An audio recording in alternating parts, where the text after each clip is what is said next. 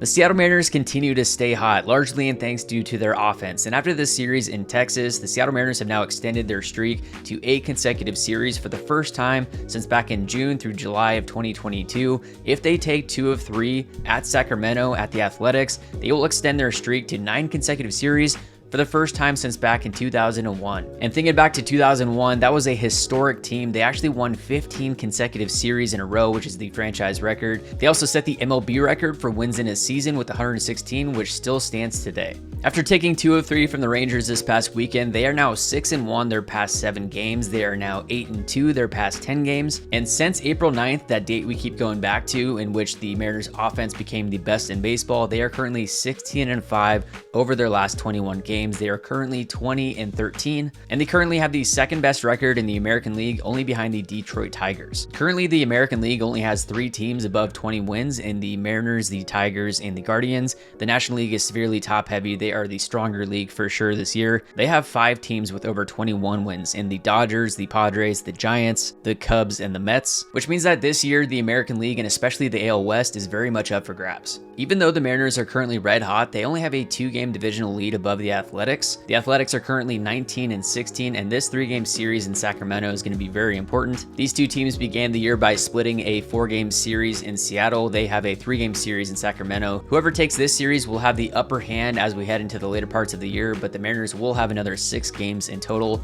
against the Athletics. And it is incredibly important that the Mariners have done so well against divisional opponents so far in the year. They are currently 2-1 against the Astros. They are 5-1 against the Texas Rangers. The more wins they can stack early in the year against divisional opponents will pay off big time throughout the summer. And after this 3-game series against the Athletics, they will host Toronto for 3 games. The Blue Jays will be looking to get back after the Mariners after they dropped 2 of 3 to the Mariners in Toronto earlier this year. And that is going to be an atmosphere in Seattle you want to experience. I'm going to be bringing on Gary Hill Jr. to get his thoughts on the season so far, but to catch you up to speed on some of the stats since April 9th, again, when the Mariners became red hot, they currently have a 144 weighted runs created plus, which is still first in baseball during that span. They are currently 18% above the second place New York Yankees. During that 21-game stretch, they are first in baseball in home runs with 36. They are second in runs scored with 131. Over this 21-game stretch, the Seattle Mariners are averaging 6.238 runs scored per game. They are also tied with the Reds during this stretch with 127 RBIs.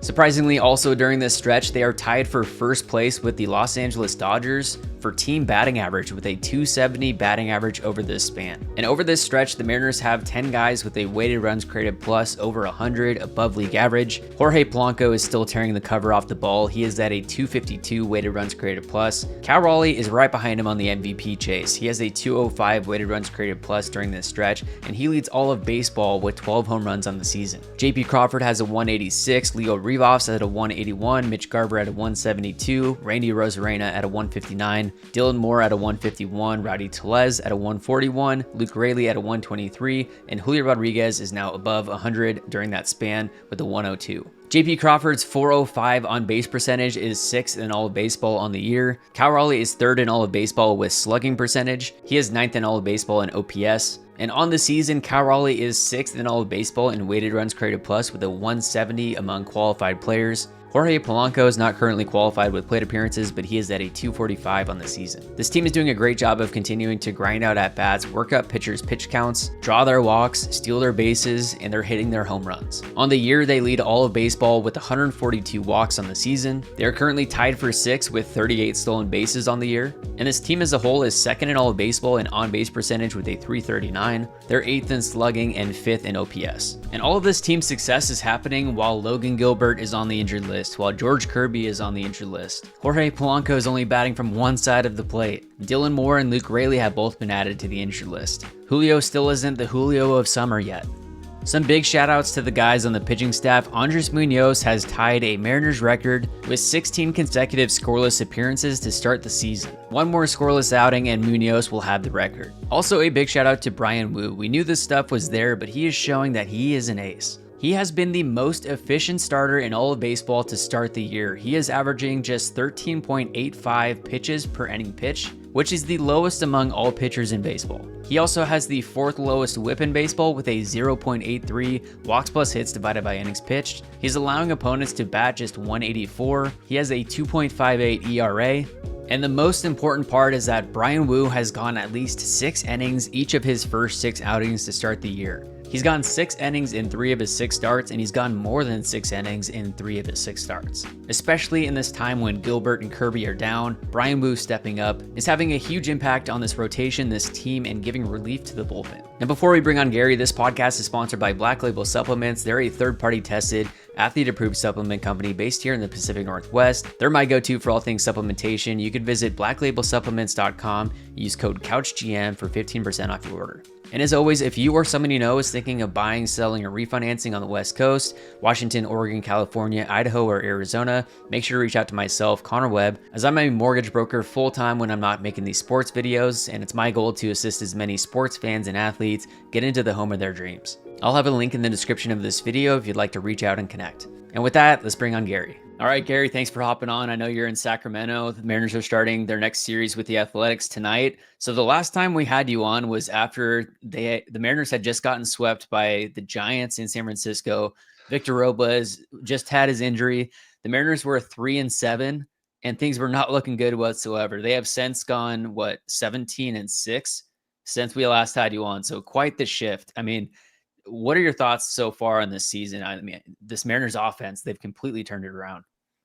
Yeah, thanks for having me on. This is a fun conversation. Welcome to my Sacramento hotel room. So it's nice to have you here with me. I actually think of that date a lot, that specific day.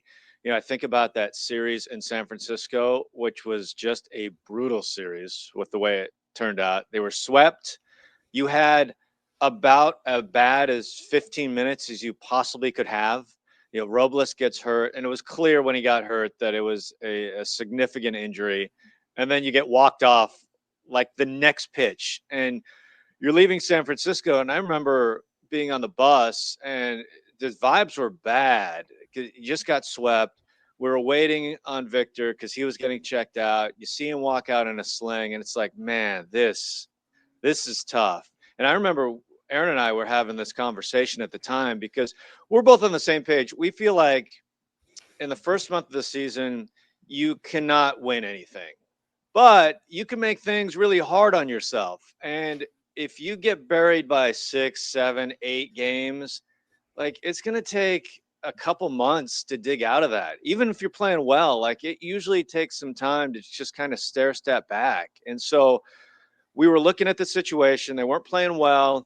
They had a really tough road trip coming up after that homestand. And we're like, man, this is a really key homestand, so you don't bury yourself. And I remember that was our conversation at the time. And so looking back, it's wild to see what's happened since. They have literally been the best offense in baseball since that point. And you can go through all the numbers. They're walking constantly. They're on base all the time. They have the best record in baseball from that point in San Francisco on. And they're smashing homers. They're getting on base. They're doing all these things so well. And they're just winning series every single time. They've won the series every single time. It has been a remarkable run. And it's amazing because if you would have said at this point of the season that the Mariners would be where they are, I would have been like, okay, yeah, I can see that. How they've gotten here, though, is not how I would have mapped it out. I would have said, hey, the rotation is driving this thing. They're getting just enough offense. It would have been, I think, a formula that we have seen the Mariners succeed in the past. Instead, it's been the offense carrying the load. And I think the most impressive part to me about this whole thing is all the adversity that they've had along the way. It's not like everything has gone to plan. It's not like everything has gone perfectly.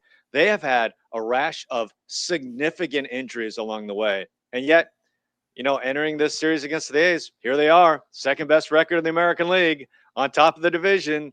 It's remarkable. It's been such a fun season, and it's why I think the big reason why we love this game so much, because honestly, we never know what's going to happen in a season, but also from month to month and week to week. You don't know. You look at things on paper heading into the season and you could anticipate that things might go a certain way. Yeah, the Mariners have the best rotation in baseball. Their offense, you hope that they would have added another bat or two. And then Kirby's on the shelf. Now Gilbert goes down. Like these guys, Hancock and Logan Evans now debuts to step in. Jorge Polanco is Barry Bonds. He's only batting from one side of the plate, and he's still on an MVP pace, basically. And as you described, like since April 9th, that's the date that we keep going back to. That's the date that Mariners PR keeps going back to on when they really got hot. The Mariners have a 144 weighted runs created plus, which is 18% above the second place New York Yankees. The Dodgers are third place. And I mean, it's like, how long can they keep this up? You have to question, but you have to keep banking these wins as you described, keep building the lead. As we know, last year they had a 10-game divisional lead at one point during the summer, after which, of course, they coughed that up. I guess first question with the offense, do you think it's the Edgar effect? So I think there's a lot of things at play. I think they're doing a lot of things really well. So I guess my answer is pretty nuanced. Like I think back to the deadline last year and the improvement we saw. Like I think Randy Arozarena has had a big effect in that. I think the personnel has been better since then, and thus the production has been better. I obviously think that Edgar has had a hand in that. I think there's a lot of things at play.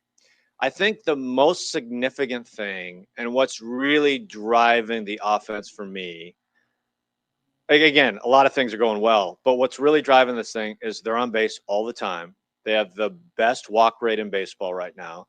They have one of the best on base percentages in the game, and they're smashing home runs. And when you put that together, that's what's driving this thing is they're hitting 2-run home runs, 3-run home runs, grand slams. And I compare it directly to a couple teams we just saw. The Angels, for example, they're top 5 in home runs. At least they were when the Mariners played them. The difference is they don't get on base. They're near the bottom in on base percentage. And in fact, when Soler hit that home run against the Mariners, that marked 17 of their last 18 homers were solo. Going into that series, wow. 30 of their 39 homers were solo. They're not getting the bang for their buck. And then the Mariners played the Rangers, and they're just not homering at all. They hadn't homered in 7 games going into that series. They're not getting on base either. But the Mariners are getting the maximum bang for their buck because they're on base all the time and they're smashing homers. And I don't think you can overstate. I mean, you mentioned Polanco. Outside of Aaron Judge, he's been the best hitter in baseball. And I know he's not qualified, so he doesn't show up on the leaderboard everywhere. But if you make your qualifications 80 plate appearances, which is not a small amount, like he's the best slugger in the game.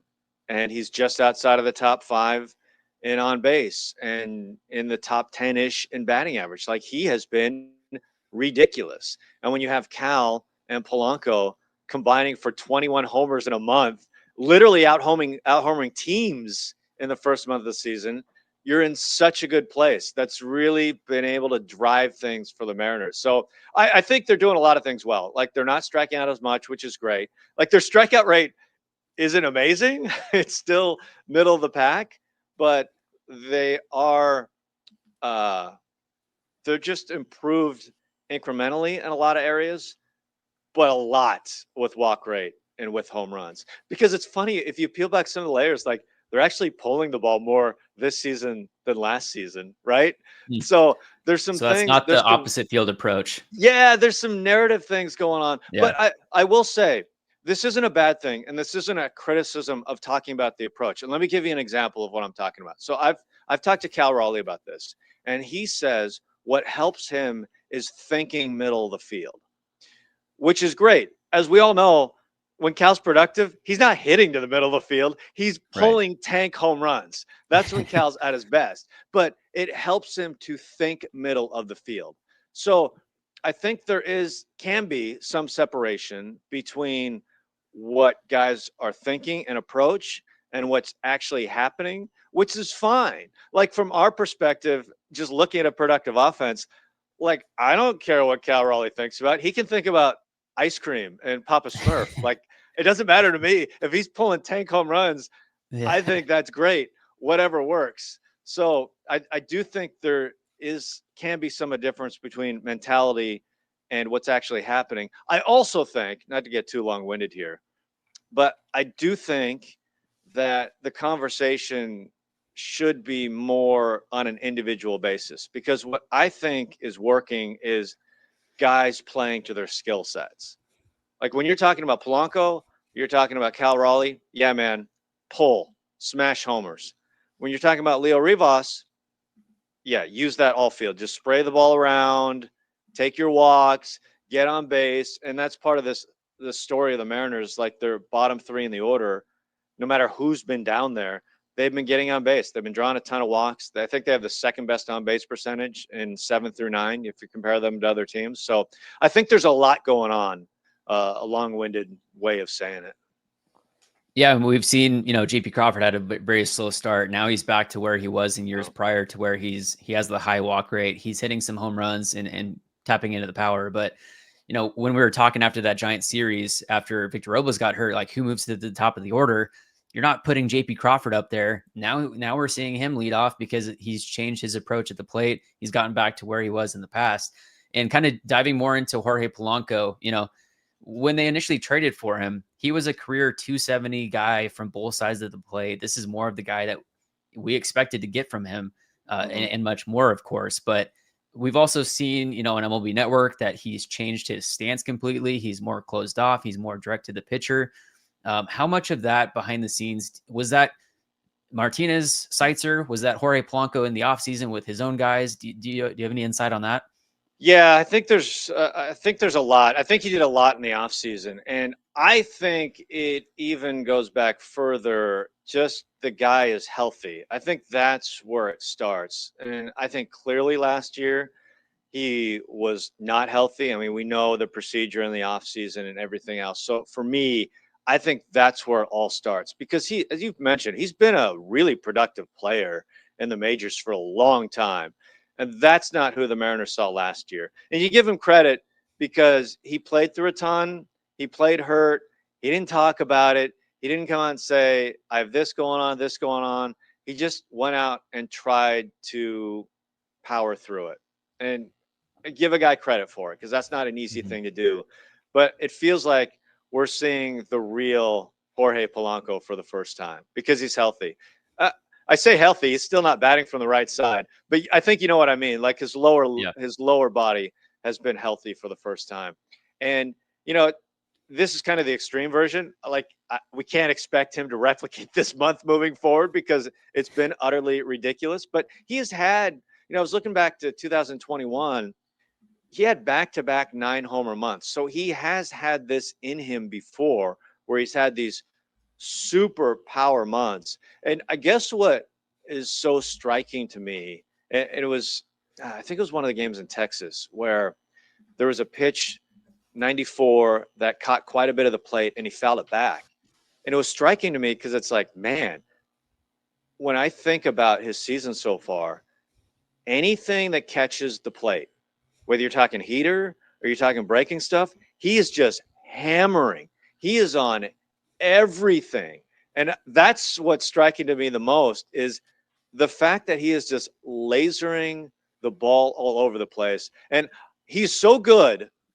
The way game 2 in Texas played out, I think really tells a story about Polanco this year, because Bruce Bochy was managing that game to keep Polanco on the bench. He just kept going to lefty, to lefty, to lefty out of the bullpen, trying to make sure that, because he knew Polanco was there, he knew Polanco was waiting, and he knew Dan Wilson was going to try and insert him into the game to make a difference with guys on. And eventually, when the 9th inning rolls around, he didn't have a choice. He had to put in a righty. Polanco comes in. He lasers 111 off the bat to right field, the double, and it directly led to the Mariners winning the game. It is absurd what's happening with Jorge Polanco. It's been amazing. It's been so fun to watch too. And it doesn't matter what the pitch is. Like he's taking 96 up, like just crushing those. And yesterday I posted a stat. You posted the stat as well. Before yesterday's game, per Baseball Savant, Jorge Polanco's 16.7% barrel rate leads the majors, ranking ahead of Aaron Judge with a 15.5 and teammate Cal Raleigh with a 13.9. And just to clarify, for a ball to be barreled, it has to have an exit velocity of at least 98 miles an hour and a launch angle between 26 and 30 degrees. Basically, if you're barreling a ball, it's probably a home run.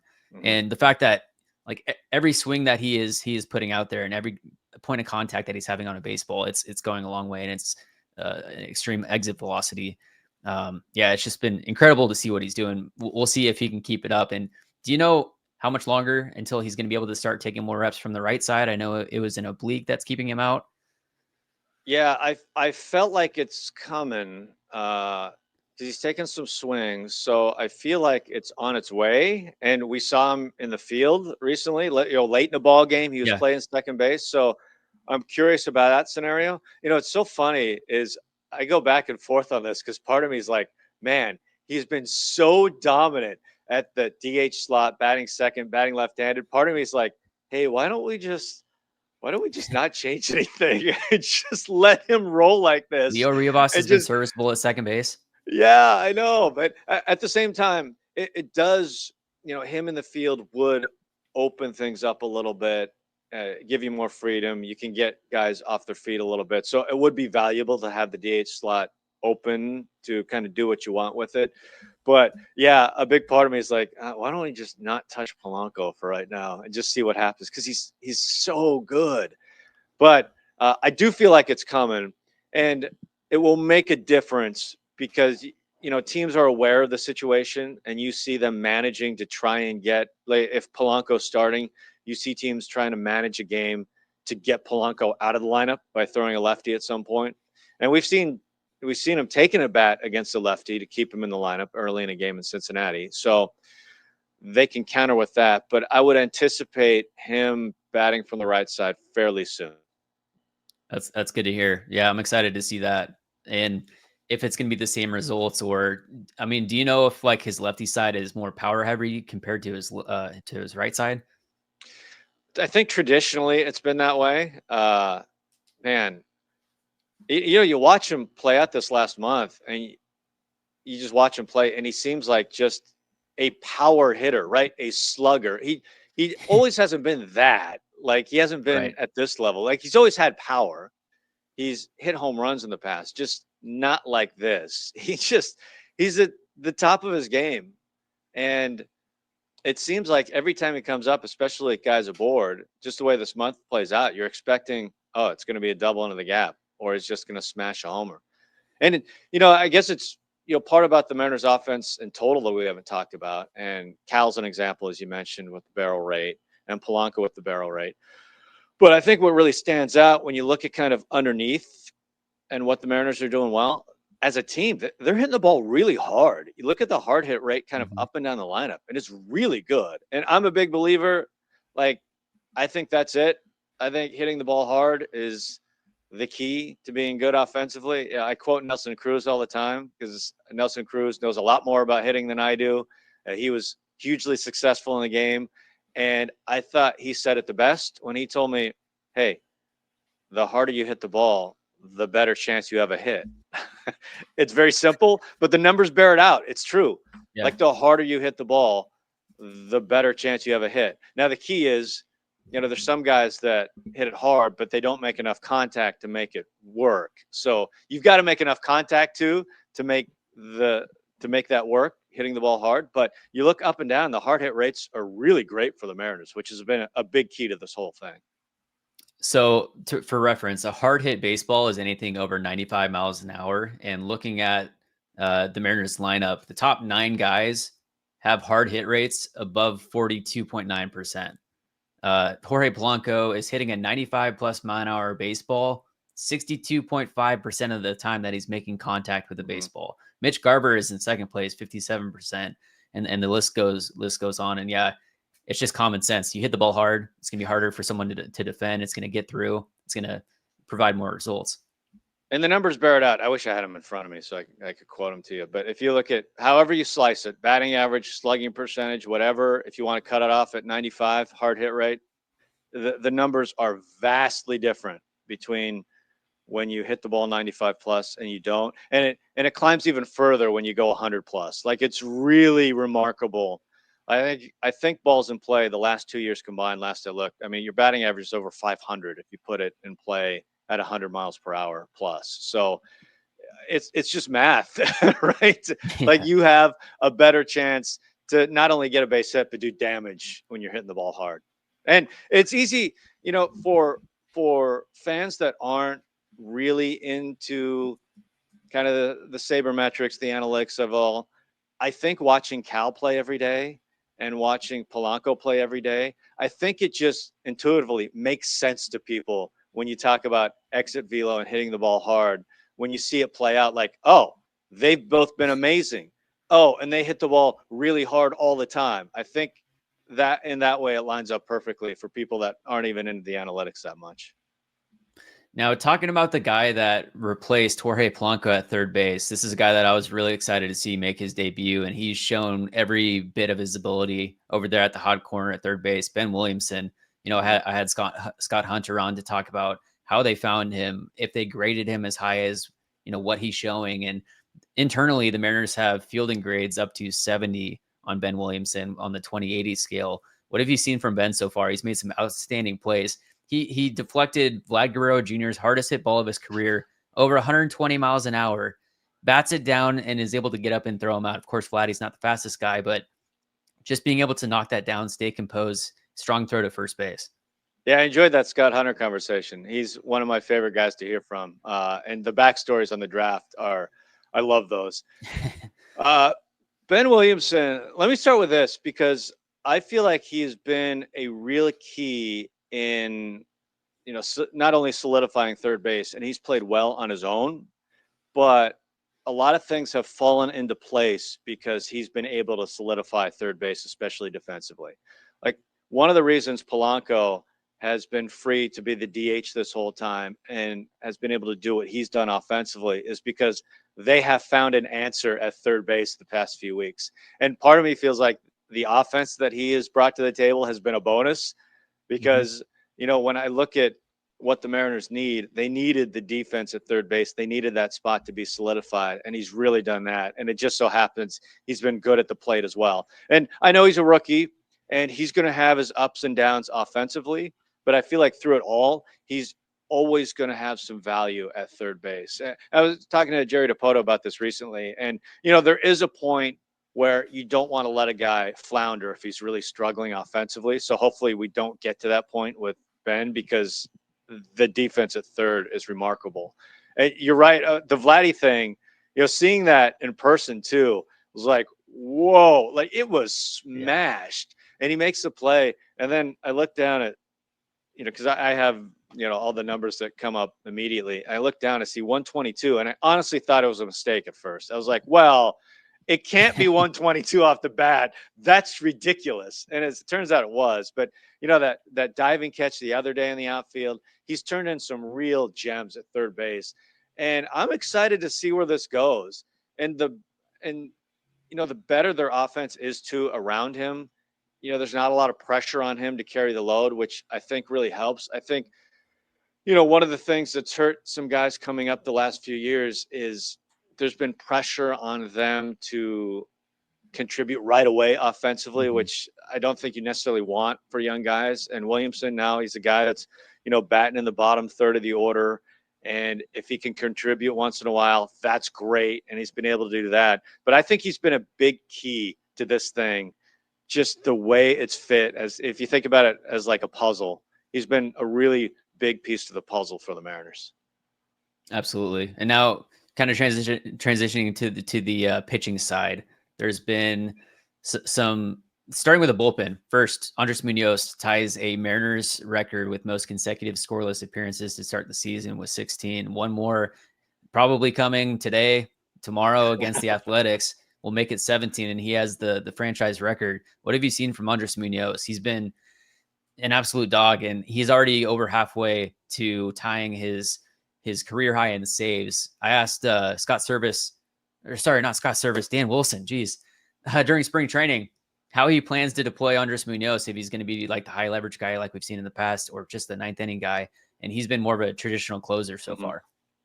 Yeah, he has. I've had those same conversations, and I feel like that's a really good fit for Munoz, just knowing that he has the ninth inning. And it's a little different than the Mariners have operated in the past. We've seen them use their high leverage guys in 7, 8, 9th innings and move them around a little bit. But yeah, Munoz is really serving as the traditional closer.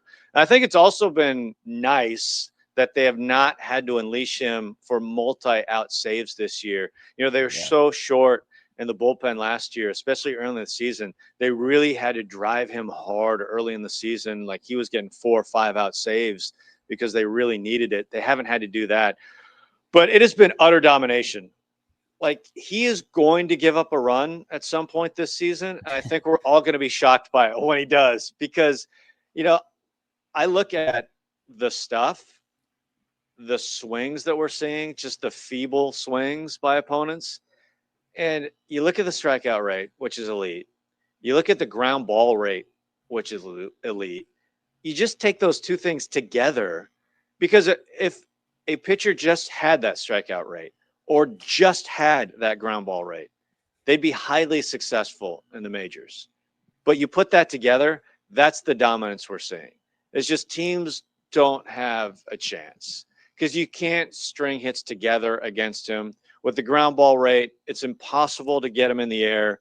So hitting a home run against him is really tough to do. It's almost like he's going to have to walk a couple guys and then give up a base hit. That would be the way you score against him. But that hasn't happened as well. He's just been utterly dominant. And for a team that plays a ton of close games, he's been able to slam the door every single time. Mariners would not be where they are without Andres Munoz and closing out close games. And he's been able to do it each and every time. And for me, if we talked about awards in the first month of the season, like he's my Cy Young for the Mariners in the first month, which says a lot because, you know, it's not a ton of innings, but the innings were so critical for the Mariners this year. You can't say enough about how good he's been. The other candidate for Cy Young in the first month would be Bryan Woo for sure. We'll get to the rotation here in a second. But yeah, Andres Munoz, 16 innings, 16 appearances so far this year, 20 strikeouts, 7 walks, 0.75 whip. He's allowing just a 100 batting average against. And right behind him, Gabe Spire has been fantastic to start the season as well. 13 innings pitched, over 15 appearances, 16 strikeouts to just 3 walks. He has a 0.85 whip, a 174 average against. What have you seen from Gabe Spire, who is having another bounce back after a down year last year? He's been a huge key for the Mariners so far this year. And I think in a lot of ways, he's been even better than 2 years ago when he was enormous to the Mariners bullpen. The stuff is clearly taken a couple ticks up from last year. You know, we've seen him touch 97 in games this year. He's just blown guys away. What's impressed me the most is not only is he handling lefties, you know, he's having really tough plate appearances against righties and just blowing the fastball by him in big spots. And what excites me the most, and we saw a preview of it for the first time in Texas, you know, with Matt Brash being back, you really dream on the Brash, Spire, Munoz. That's a big 3 at the back end of a bullpen. That's a 3 that can really lock down close games. And you're starting to see, like, Snyder's been really good as kind of the pivot guy the last few weeks. I do think Taylor's going to be a part of this too moving forward. But you can kind of see how this is coming together with Brash back, that this can be a really devastating bullpen in the back end. And Spire is a huge part of it. And especially, you know, he is their left-handed guy right now out of the pen. So you know who you go into a series, you know who he's going to see. They're going to spot him. If it's the Astros, he's going to get Alvarez, right? Against the A's, there's a number of guys, you know, as this series starts that he's going to be spotted against. So he is critical to what they're doing in the bullpen. Lawrence Butler, Tyler Soderstrom, you know, you're going to see Gabe Spire against those guys. And with Matt Brash, 581 days since he made his last appearance, September 30th, 2023. Him coming back is absolutely massive. We saw him, he was sitting like 94, you know, he got up to 97. So it's going to take a few outings for him to ramp back up and really get back to where he was. We'll see if he can get back to the 99, 100 type Matt Brash that we saw in the past. But yeah, what have you heard, seen from Matt Brash so far? I imagine it's more so just a big sense of relief that he's back with the big league club. Yeah, he's thrilled to be back. Obviously, that's a long time. It's the part that none of us see. You know, we see a guy get hurt and then we read the transaction, like he's on the 60-day IL, he has Tommy John, and then, you know, we hear sporadic updates once in a while, but we don't get the lived experience that they have every single day. You know, a lot of times in Arizona with maybe a couple other guys working out, it can be a really lonely experience and a really hard thing and a hard grind mentally, because it's a long time and you're away for a long time and you're grinding for a long time to get back. And so I feel like we all take it for granted when we see a recovery for Tommy John, like, oh, he'll be out a year and we'll see him then. I don't think we all understand what that grind is like day to day. So I feel great for him to be back. He was thrilled to be back, clearly. I think it was a big lift for the team, though, as well, because everyone loves the guy as a person. They also love him on the mound as well. He is truly one of the most unique bullpen arms in baseball, such a dynamic weapon. And there was no replacing him last year. And I've said this a bunch. Like, I think the Mariners make the postseason if they have Matt Brash last year. I think he is that unique of a weapon. And it was great to see him unleashed. 1-1 game in the seventh inning. So no soft landing for Matt Brash, but he sailed through it fine. I think we'll see the fastball tick up as well. He did touch 97, but he couldn't control the slider the first time out. So it's going to take some time as he's back in competition. But I'm just so happy to see him back. I just love watching the guy pitch. I think he's one of the most fun guys to just watch. He's so entertaining the way he goes about it. You see like the swing off the slider from Jose Ramirez to where he just completely falls to the ground. I mean, that's the type of stuff that he has. One other reliever that was there wasn't like a ton of information. Gregory Santos, he underwent the knife on one of his knees. Do you have any clarity on maybe timeline for that? It sounds like he's going to be back this year. Yeah, I don't know. I haven't gotten a good feel about what they think in terms of timeline. So we'll see. It's really too bad how that situation has worked out, because we all salivate with the stuff. The stuff is incredible. He just hasn't been healthy enough to see it play out, because I'm really excited to see, we all know what the Mariners do with pitchers, and I was really excited to see what they could do with Santos. I just don't feel like he's been healthy enough for us to see. So hopefully he can come back and we'll see him at some point, and he'll get to a point where he's healthy and pitching well and being part of the bullpen. But it's going to be a while, at least. I know that. Yeah. Now moving to the rotation, of course, Logan Gilbert, he comes down with the forearm strain, red flags. That's not a good sign. We've seen this in the past with Robbie Ray, of course, has happened with Matt Brash. Where is Logan at currently? I saw a video. I think it was Shannon Dreyer that posted him yesterday playing toss before the game. Yeah, which is great to see. So he played a little catch. I know Jerry DiPoto came out and was very optimistic about possibly an end of May return for Logan Gilbert, which would clearly be amazing for the Mariners. So all the indications early are good. Yeah, it's funny. In Texas, we're really high up. We're pretty far away. So they provide us with bullpen cams. So we always have kind of this camera on the Mariners bullpen, even in pregame. And every single day of the series on one of the mounds, I would just watch Logan Gilbert just stand there with his glove and the ball on the mound. And he wasn't throwing, but he would just go through, the motion and go through the delivery like he was throwing, and just fake a throw. And you could just see he was just out there forever, every game. And you could just see how much you see in his face, just how much he misses being there and pitching. He's been so durable. He hasn't been on the IL in his career. He's taking the ball every single time. I think this is killing him right now, to not being able to be out there, be with his team and throw and be the dominant all-star that we've seen. I'm hoping not only for him personally, but for the Mariners, that he can come back and be that guy.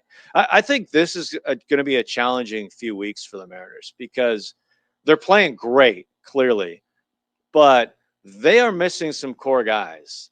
Robles, we know the injury. Rayleigh, I think, is a big injury as well. He's going to be out for a while. Kirby, of course, Logan being out. None of those guys are coming back, at least in the next couple weeks. So now I Dylan think, Moore. Dylan Moore, who should be back sometime in the Sacramento series, which is great. Okay, good.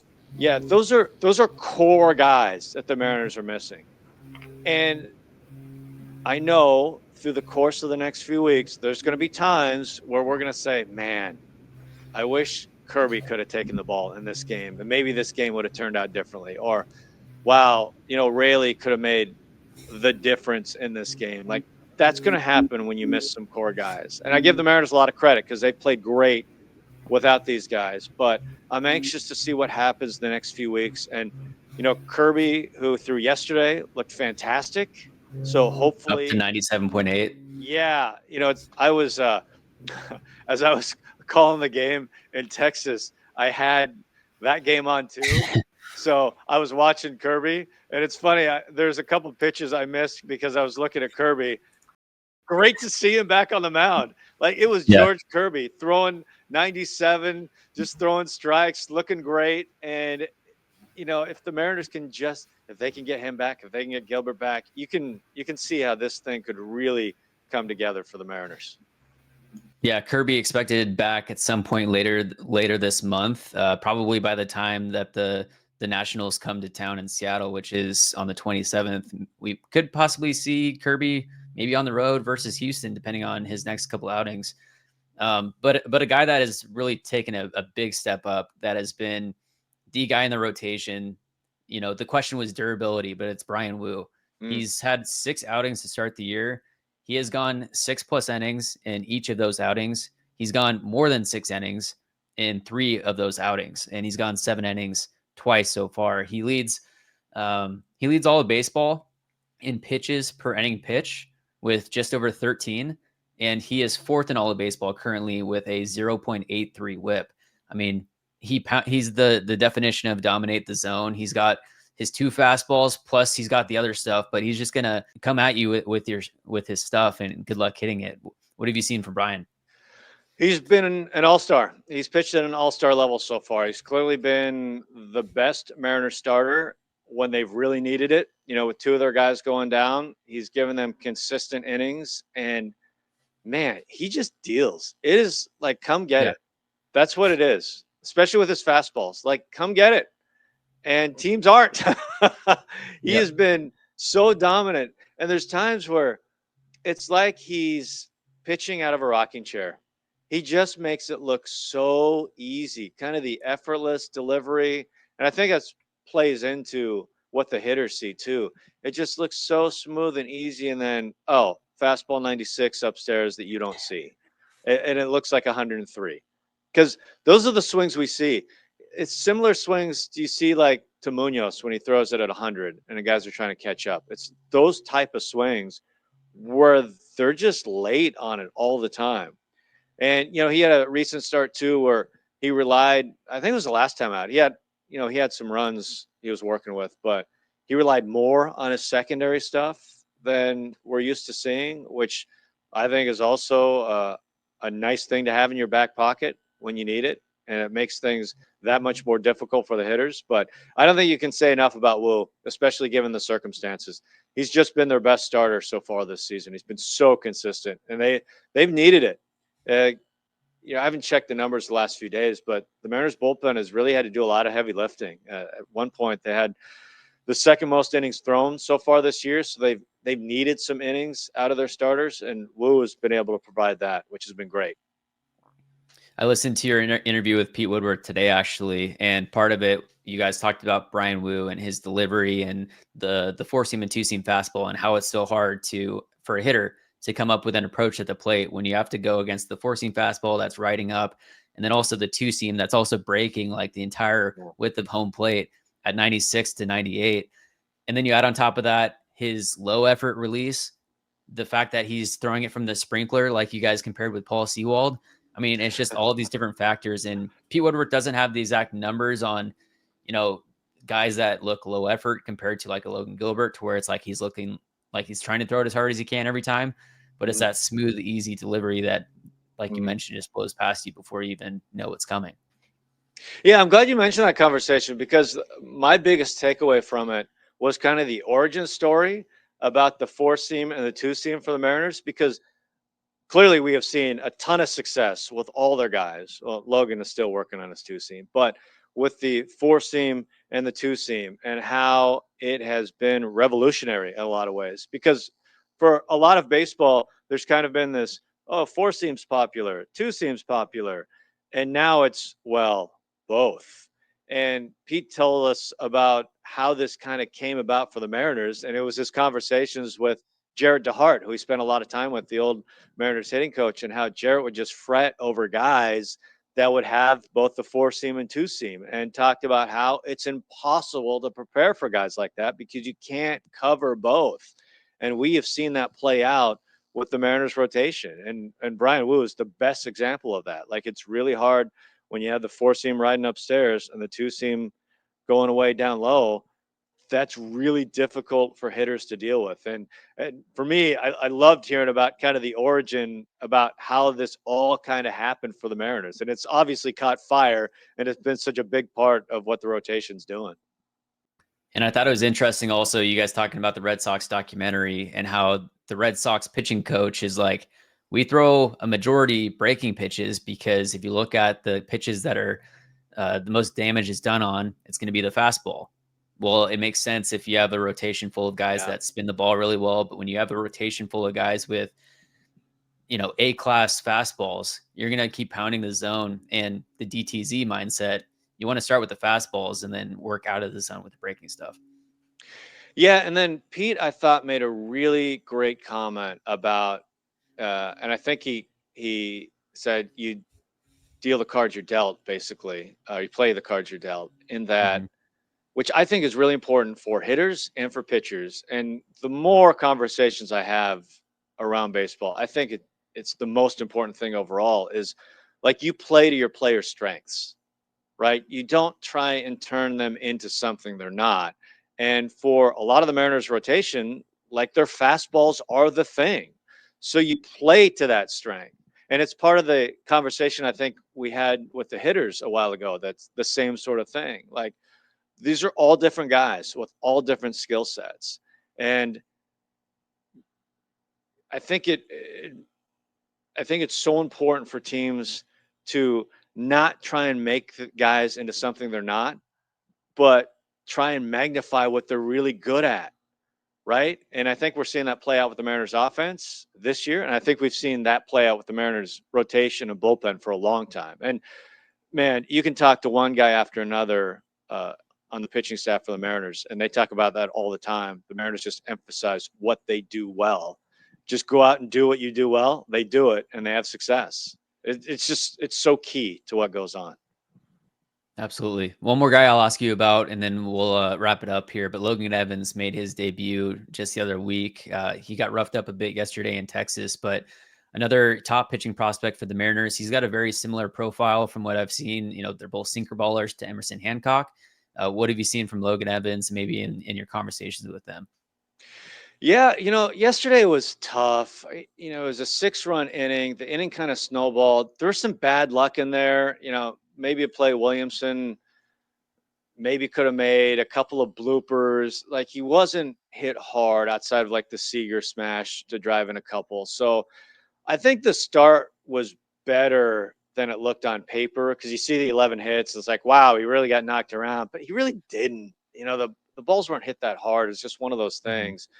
But, he's a young pitcher trying to figure it out. I thought the first 2 innings was an example of what he can be, because he really mixed it up. If you looked at, he threw all 6 pitches, and like 4 of them were almost dead even. And I think that's the kind of guy he can be, keep teams off balance. He's not going to strike out a ton.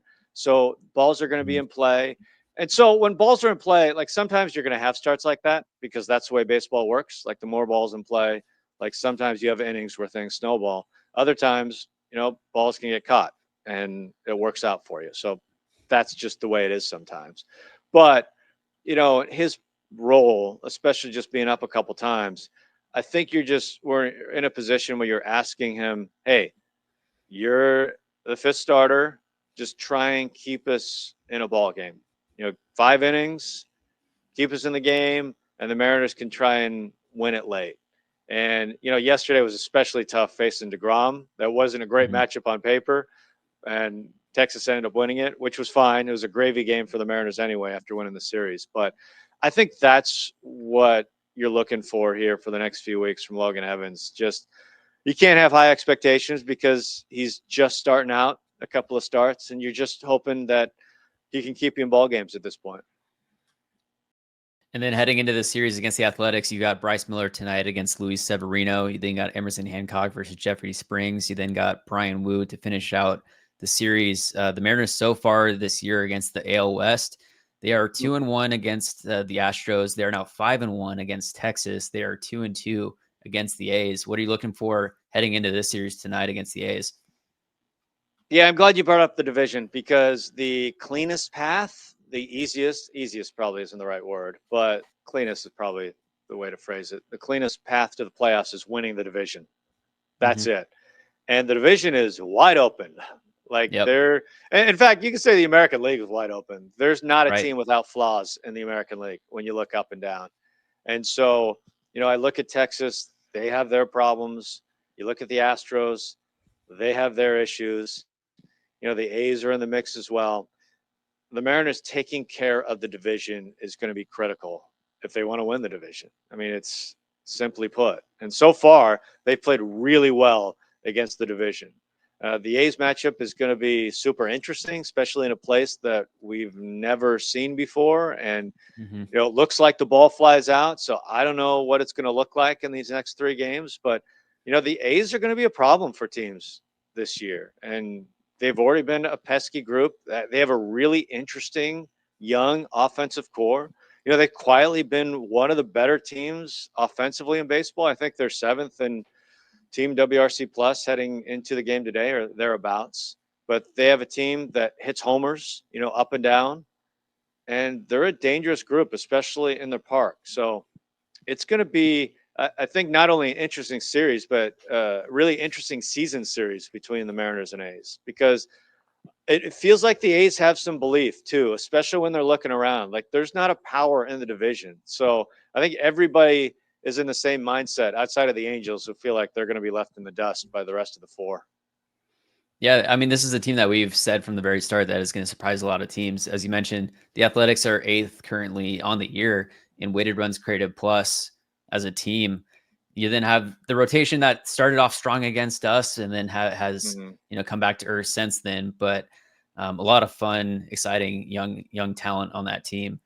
Last thing, we saw Randy yesterday. He got taken out of the game. It was a hamstring issue. We saw him kind of come up at first base and grab his hamstring. Any updates on Randy? Yeah, we'll know more when we get to the park today. Dan Wilson didn't seem too concerned after the game, so hopefully that's a good sign moving forward.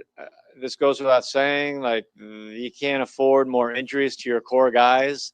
And Randy has been a core guy. I think he's been really good quietly for the Mariners so far this year. Like he's been on base, 27 games in a row, and He's been stealing bags among he's been the best stealing of them. bags. He's on base a ton. He's walking a lot, and it seems like every hit he has been impactful. Like his damage has come at really opportune times for the Mariners and times where they've really needed it. So I think he's been quietly a really key and important part of this thing so far for the Mariners. So I am hoping for the best. They can't really, man. I don't want to think about him being out for any length of time because I think that would really ding the lineup. So we're hoping for the best today. We'll know more. We'll know more when we get to the park. Gary, I'll always appreciate your time. Thanks for coming on. Enjoy your time in Sacramento, and let's hope they can keep this up. Yeah, sounds good. Let's talk soon. This was fun as always.